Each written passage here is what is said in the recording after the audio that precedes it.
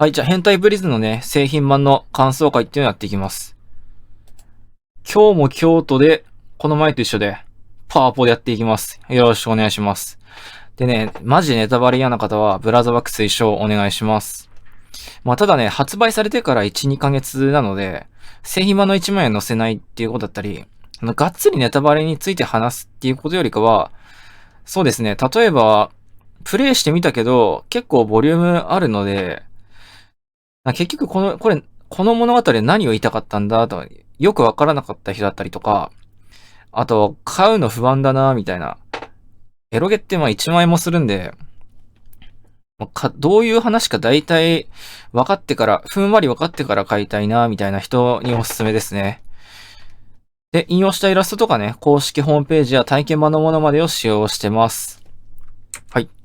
目次なんですけども、製品版の、まずストーリーの流れ話して、で、製品版各ルートの概要を話します。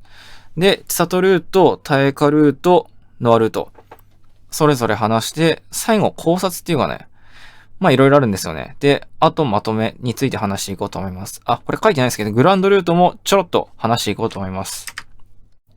で、まず製品版のルートについてなんですけども、体験版がありまして、そこから千里ルート、耐えかルート、ノアルートと分岐して、最後にグランドルートになります。で、ここでは、体験版ルートからなんですけども、これは懲罰房に、周一郎主人公が行きまして、で、その後、千里に声をかけるか、大河に声をかけるか、ノアに声をかけるか。この3つの分岐なんですけども、そこで、主人公が一人の人を選んでっていうのがそれぞれのヒロインのルート。で、グランドルートっていうのが、抜き出しで言えば、フミノルートあったと思うんですけど、あれ以外にも、例えばトゥルーエンドとして、みんなといい感じで仲良く過ごすっていうのがトゥルーエンドなんですけど、それに近いですね。3人のヒロインと、誰とか選ばずに、いい感じで過ごすっていうのが、いい感じで過ごしていくっていうのがグランドルートになっていきます。で、まずね、千里ルートなんですけども、まずね、千里体験版では結構謎が多い人でしたね。で、厚生不能母の住人でした。で、そこに10年いたって話になってきます。で、まずね、厚生不能母ってのが割と特殊な場所で、夕顔監視長が、なんていうんですかね、監視長になって権限で特別に生み出した場所で、で、そこに収容されてるのが千里なんですけど、本来、もう人が行けるような環境ではないってことで、飯も1日に1回で、かなり雑なものが出される。栄養なんてもう知ったようなこっちゃないっていう飯が出されるっていうところですね。で、広く乾燥していたり、あと環境が劣悪ってことで、1週間ぐらい経つと乾いた咳が出てきて、もう2週間だともう立てなくなるっていう、衰弱しきっちゃうっていう話なんですけど、人とは10年いるってことで、やっぱ謎の体質があるんですね。で、それが右目のオープニングで赤い目、もう千里の片側だけ、片目だけね、あるんですけど、それだったり、あと、死ねない体質っていうのが、本編から読み取れるんですよね。厚生不能母にそもそも10年入れるってことだったり、あと、そうですね、周囲に嫌われてきて、今まで。で、それで、なぜ捕まったかっていうことで爆弾魔なんですけど、ずーっとその、身寄りのない子供の施設とかでも迫害されてきたんですね。不気味だ、不気味だって言って。で、そこで犯した罪ってのが、その施設ごと爆破しまして、で、その時死のうって考えてたらしいんですけども、ここに、ちょっと火傷あるんですよね。だから、火傷程度で済んだっていう話ですね。で、その当時二人死んだっていうのを言ってたんですけど、二人死ぬ程度の爆発事故なのに、千里は生きてるっていう。これね、死ねない体質っていう言い方したのは、体が強いんですけど、なんて言うんですかね、その強さっていうフォーカスの仕方ではなくてね、どうやら、どんな状況でも死なないっていうタイプの強さなのかなって思いましたね。で、あと、暗すぎる、死の才能と文才があるんですけど、刑務所内で発行されてる新聞がありまして、で、そこで詩のコーナーが掲載されるっていう話なんですけど、それはね、全国の刑務所内で募集するんですよね。で、例えば、文才がある監修なんて暇なんで、いくらでもみんな投稿できるんですよね。なんですけど、千里はその中でも毎回そのプリズン内の新聞の詩のコーナーに載るってことで、文才があるんじゃないかって主人公が見抜いて、ゲーム制作に加わってくれってお願いする話になってきます。でね、やっぱこういう生き方してきたんで、極度の自己肯定感の欠如っていうのが見られます。で、周一郎にね、これまで天才として扱われることで才能が開花していくっていうことで、やっぱり自分は今まで周囲にいらない存在として扱われてきたんですけども、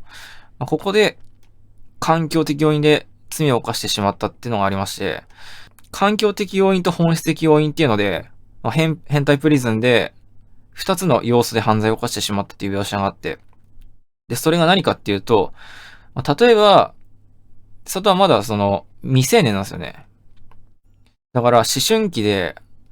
その環境で迫害されてきて、死のうと思って爆破しただけであって、ここで変態プリズン内で、プリズン内で構成して、外に出て、迫害されなかった状態で、もう一回罪を犯すかって言われたら多分そうじゃないだろうっていうのが環境的要因の話になってきます。なので、言ってしまうと構成の余地があるっていう言い方ですね。で、次行きます。人間関係ですね。で、主人公派閥に千里がいまして、このルートで敵対するのは夕顔と特殊警備隊になってきます。で、味方になるのは、吾妻とその京都になってきますね。で、旗縁組、大化も味方になるので、その吾妻が、夕顔のことをよく思ってないので、敵の敵は味方理論で、その旗縁組と仲悪いんですけど、ここで協力してカジノ運営します。で、なんでカジノなのかっていうと、そうですね、娯楽が少ないんですね。プリズン内って。だから、その囚人たち、あと看守もそういうのに植えてるらしくて、あんまり面白いことがないっていうのもあって。だから、看守も、その囚人たちをみんなカジノをやりに来るだろうっていうことで、そのためにパコルっていう、プリズン内でほぼ使われてない通貨を現金と同等の価値にするっていう銀行とかを始めて、監禁所も作って、で、そういうのを運営していくって話になってきます。で、主人公はこれ考えて、それと同時に並行して、夕顔がね、公正不能棒について、自殺のことについて主人公を調べてたんですけど、夕顔はそんなことをしたら、公正不能棒自体、あんまりそのプリズン内で良くないことなので、周一郎に向かって、なんていうんですかね、良くないことをしてるな、みたいな。スパイ活動っていうんですかね、その仲間を売るような行為を主人公が始めるんですね。で、夕顔にあいつこんなことしてましたよっていうので、夕顔が構成させることで自分の点数稼ぎを行うっていう、汚いことをさせられるんですけども。そういうことで、カジノを始めていくと同時に、主人公はね、周りからあんまり好かれなくなっていうことなんですけども、なんでその賭博が儲かるかっていう。旗井組がもともと九州の方で、そういう、なんていうんですかね、そういう遊びみたいなのを仕切っていたっていう経験もあって、それの応用でカジノをやるっていう感じですね。で、夕顔干渉とのカジノ勝負が見物なんですけど、夕顔がすげえ頭いいんですよね。ブラックジャックで勝負するんですけど、例えば何から何が出たら1点。出なかったら0点みたいな。そういう、あれ多分実際にある勝負の仕方だと思うんですけど、実際に見てみるといいと思います、これは。で、あと、周一郎も公正不能棒へと落とされるんですけど、その時にカジノはもう回っているので、あ、やったわ、千里と会えるじゃん、みたいな、その程度に考えてましたね。で、千里の心情変化で外見変化するんですけど、もうね、夕顔が、千里が、周一郎と会うと笑うから、それが気に食わなくて、もう坊やとは会うなっていう風に言うんですよね。で、坊やが、今後、痛い目に合わすぞって脅迫されて、周一郎と会わないって千里は、決めるんですね。で、そうすると、一人で公正不能棒にいるわけなんですけど、でも、意外とゲーム制作楽しかったなとか、今まで笑うこととか結構増えたなっていうことで、やっぱり自分には周一郎が必要だったんじゃないかってなります。でね、公正不能棒へと、いろいろあって落とされるんですけど、その時には、もうやっぱ周一郎と会いたいみたいなストレスで、髪の色素がね、白くなってね、なんかね、白髪になるんですよね。で、それで、修一郎ともう一回会った時に、やっぱり修一郎のことが必要なんだなってことで内心的にも、やっぱり変化していく千里が見るのが結構、そうですね、高校のシーンでは印象的でしたね。まあもともとね、だって現実はいつもビターエンドでしょうって言ってた千里が、そこからどうなっていくのかっていうのが、まあ、このルートの一番自分の記憶に残ってるところです。続いて、大化ルートですね。大化はね、薬物取引で捕まってます。しかも冤罪。で、旗縁組の組長ってことで勤めてます。で、組同士の闘争を解決できる。これはね、捕まる前にもやっていたらしくて、九州の方で一大勢力だったんですけども、そこで他の組が争いを切ると、ヤクザとしての、世間の、風当たりが強くなるので、まあそれを第三者として介入して、まあ、なんとかなだめるっていう行為を行っていたらしいです。まあそれはプリズンでも健在で、まあこういうね、争いだったり、いさかいっていうのを収めてるらしいです。で、あと多趣味への才能がある。この多趣味っていうのは、先代のね、お父さんの、まあ趣味、競馬だったり、野球だったり、まあ組の人たちもこういう趣味が多いんで、自然と話が合うために始めたんですけど、まあ意外と好きっていうのは多いですね。ただ、絵の才能があって、絵を描くのが好きで嫌なことが忘れられるっていうことで絵を描いてたんですけど、自分のやりたいことは何かっていうのに揺らぐんですね、ここで。で、強い人を演じ続けなければならない。だから、周一郎と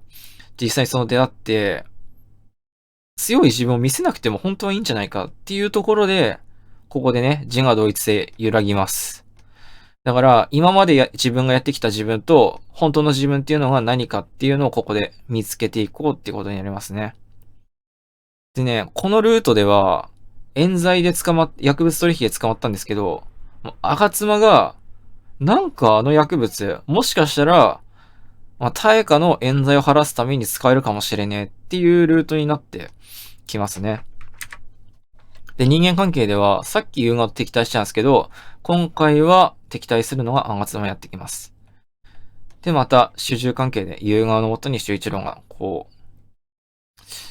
う、まあ、なってますね。主従関係になってます。で、ここでは、結構暗月が洗脳の力が強い話になっていて、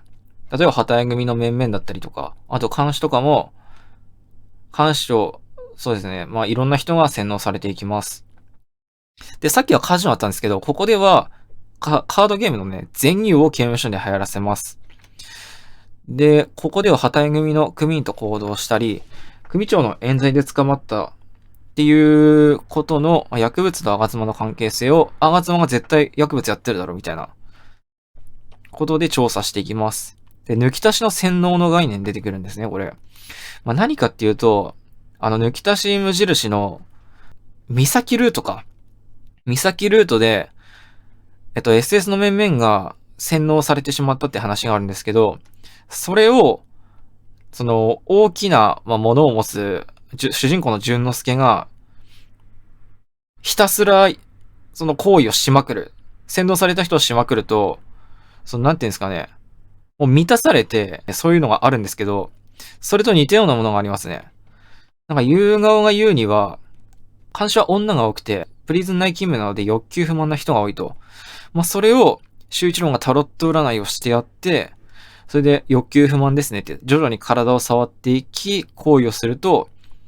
なんていうんですかね、まあ、満足されるのかわかんないですけど、それが洗脳につながっていくっていう、対抗馬ですよね。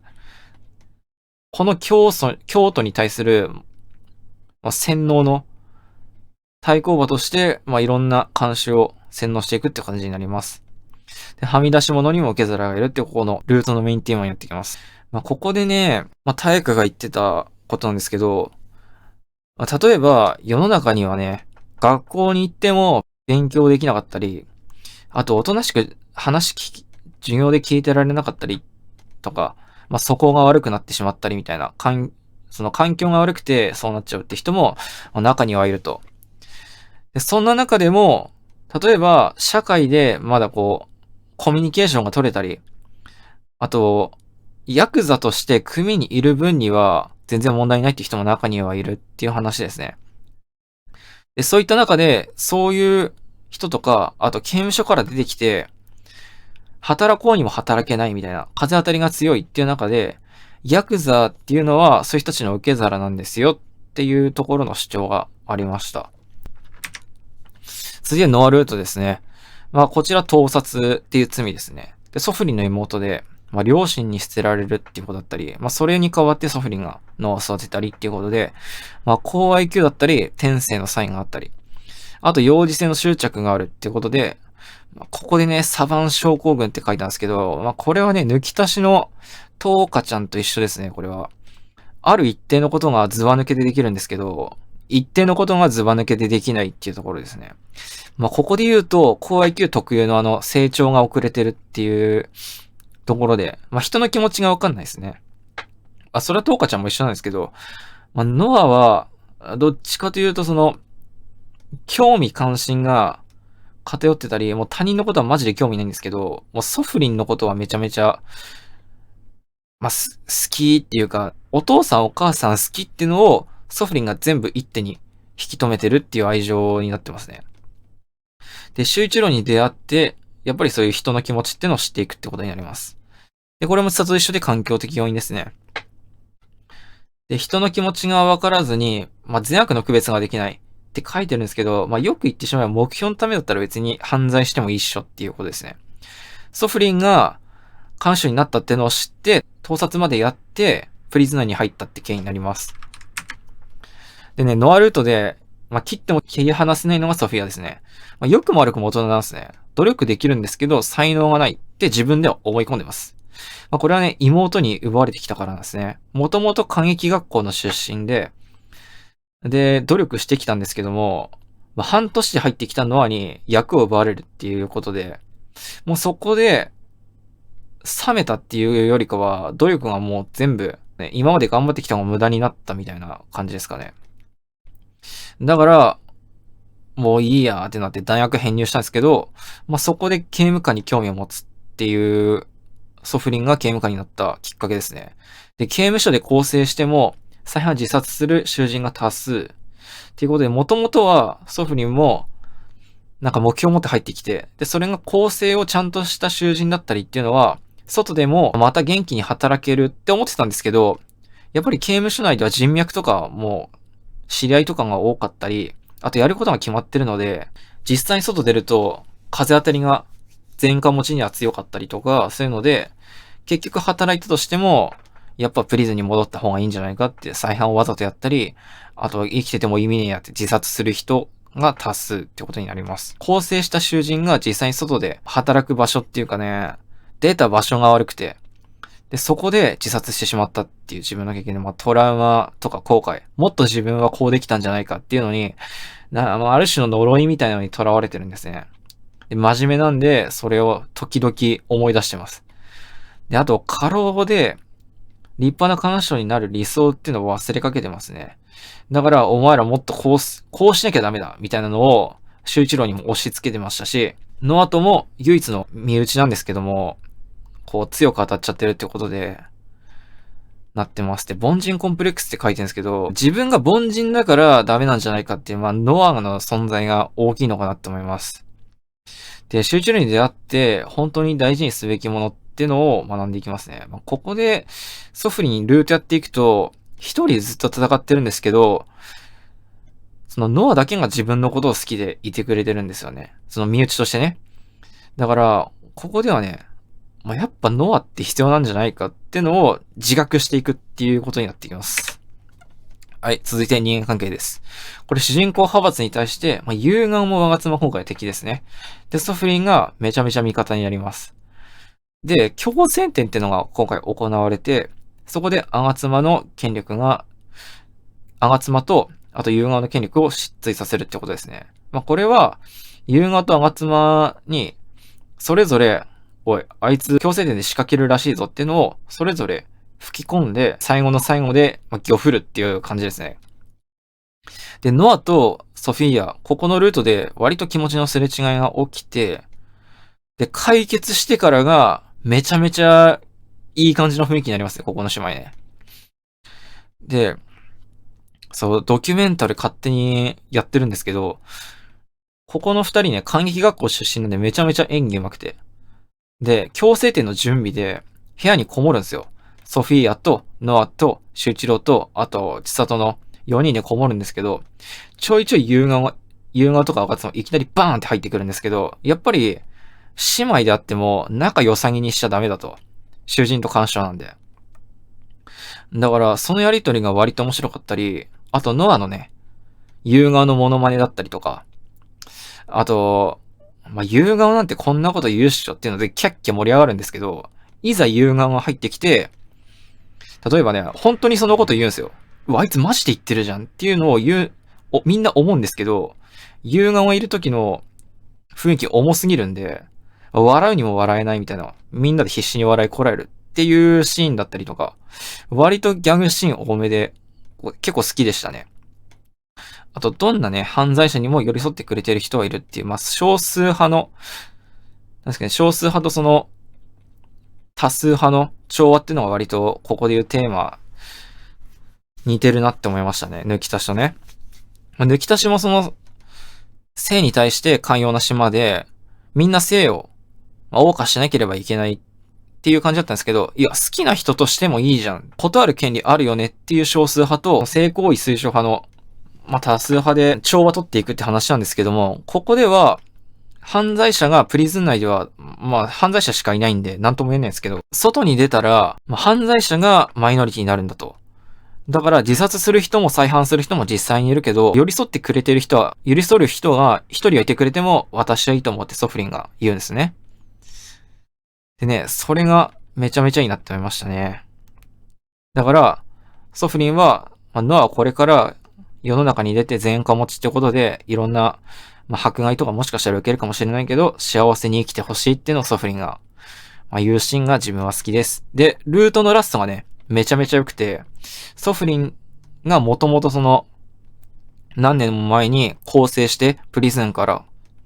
出ていった囚人っていうのがいまして、その囚人が久々に、プリズンに帰ってくるっていう言い方なんですかね、あれ。ソフリンに挨拶しに来るっていうので、で、その囚人っていうのが調理師免許取ってお店開いて結婚もしてて幸せに暮らしてますっていうので、そのソフリンが今まで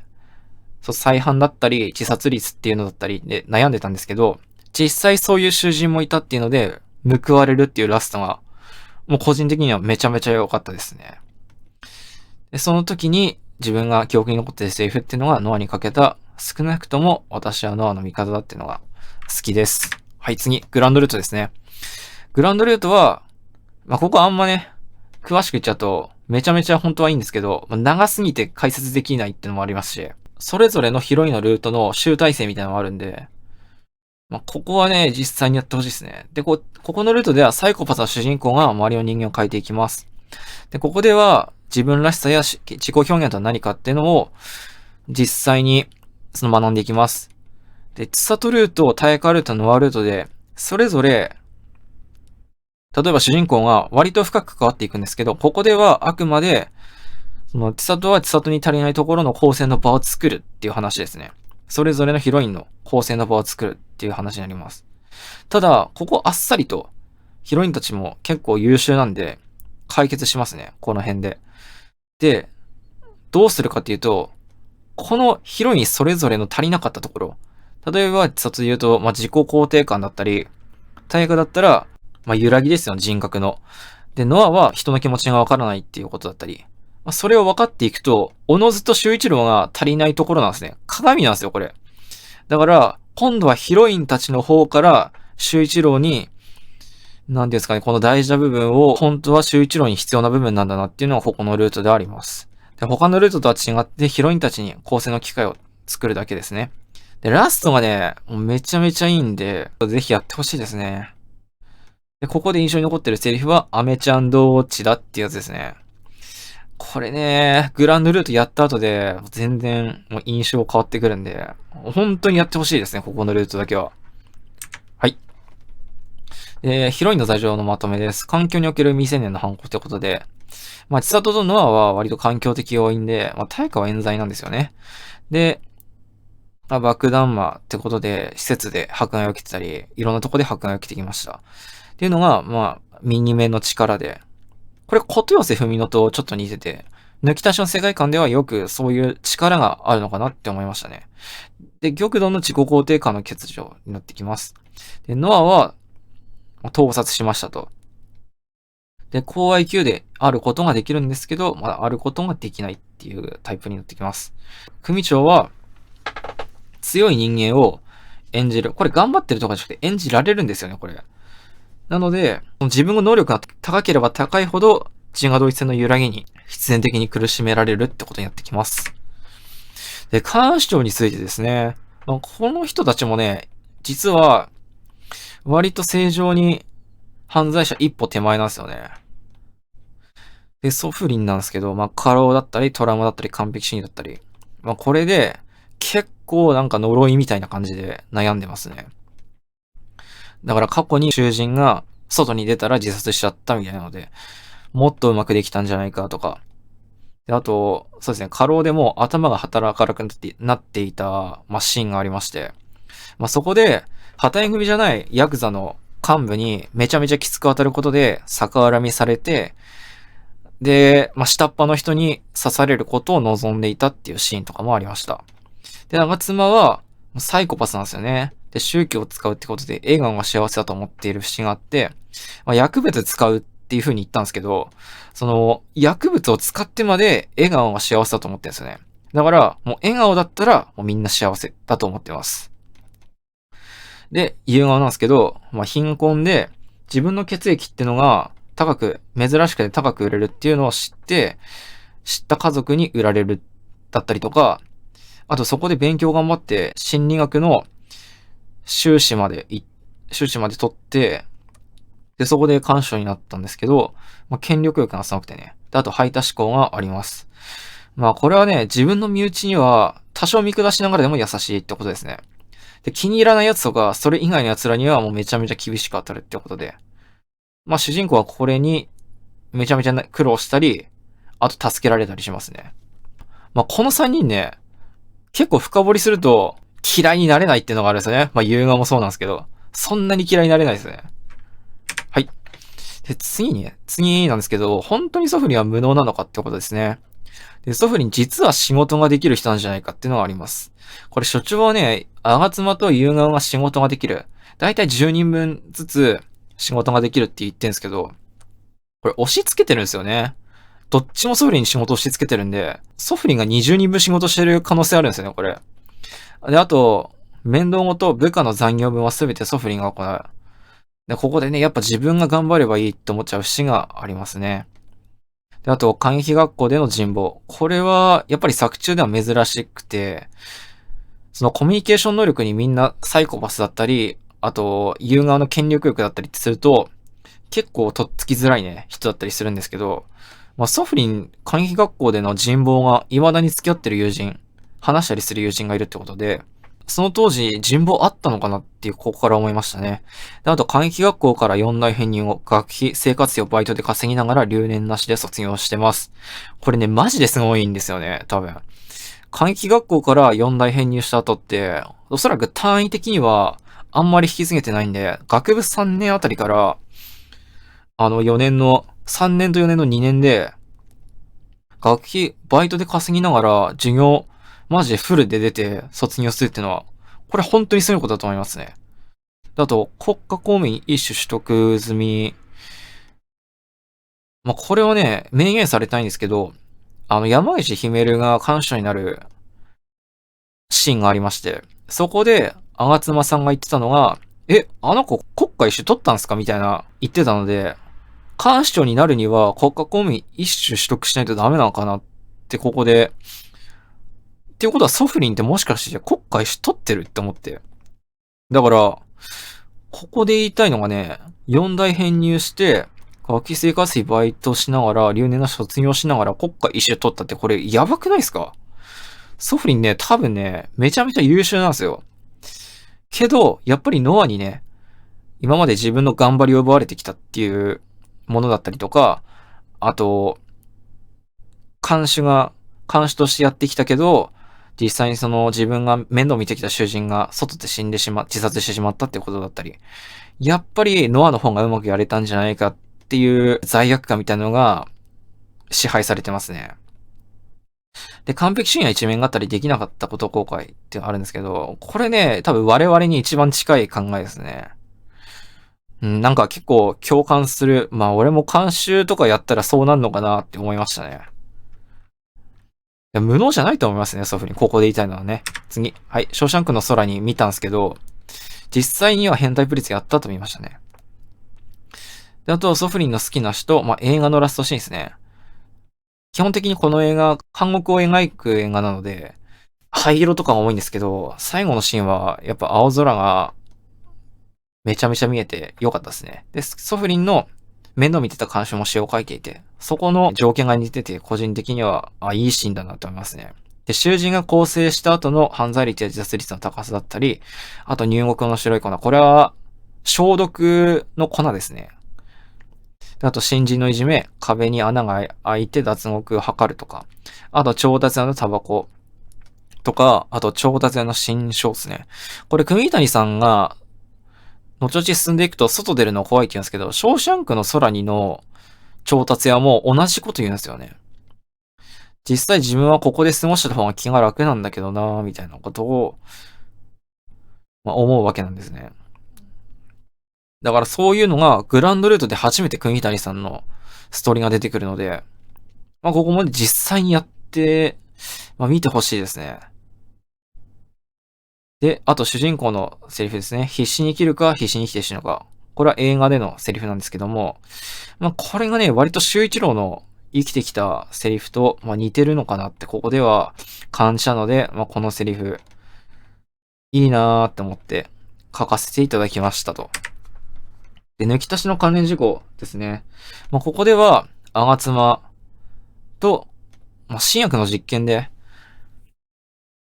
レイちゃんのお母さんですね。これ宗教にハマったっていうので、関連がありそうですしね。よく笑うようになったって言ってるんですけど、その後、精神病棟に入院したって書いてありました。だからね、宗教にハマっちゃうみたいなのを結構ギャグテイストで抜き足し2で語ってたんですけど、ここ見るとね、いやってなりましたね。笑えねえじゃんってなりましたね。続いて、夕顔とね、話すときに、かつて自分の大学の先輩で研究を専門にしていた人がいるっていうことで、いや、手島なんじゃないかってことですね。やっぱ先ほども重複してしまうんですけども、その抜き足し無印の岬ルートで、手島が主人公の、黒幕としていたときに、洗脳していたっていう手法と全く同じ手法なので、もしかしたら手島なのかなって話になります。で、本編であんまりここ語られてないんで、あれに任せます。こうなんじゃないかっていうレベルですね。で、あと、抜き足しの、NLNS っていうのは、固有名詞で本名では出てこないんですけど、これあいつなんじゃねえかなっていうのは、ちょろっと出てきますね。で、まとめなんですけども、必死に生きるか、必死に生きて死ぬかっていうのが大体主人公の行動原理になってきます。で、その露出が、今度はゲーム制作に変わったっていう話になってきます。で、僕抜き足しちゃったんですけど、なんかノリとかが割と近しいんで、やった方がいいかもしれないですね。で、あと共感できるキャラがね、多分一人はいるはずなんですよね。なんか人の気持ち小さい頃そういえば、なんかお前はよく人の気持ちわかんないな言われてたりとか、若干あったかなって気はするんですよね。なんで、あと物語の転換では、ゲーム制作を始めるところからってなります。で、これも、本当は主人公、最初乗り気じゃなくて、グループ制作をやるって言われたところで、やっぱ、どういうことにもね、本当はやりたかったことじゃないんですけど、ゲーム制作がだんだんやりがいになっていくので、やっぱいろんなことに挑戦するの大事なのかなって思いましたね。で、あと、結局ね、製品版買ってよかったなっていう感想です。はい。なんか、あんまりゲームやるタイプじゃないんですけど、もう1日10時間とかやってましたね。もう4日とかでクリアしました。なんでね、ぜひね、皆さんにやってほしいですね。長々話してしまうとあれなんで、こんなところで終わりたいと思います。もしよかったらチャンネル登録とかね、高評価よろしくお願いいたします。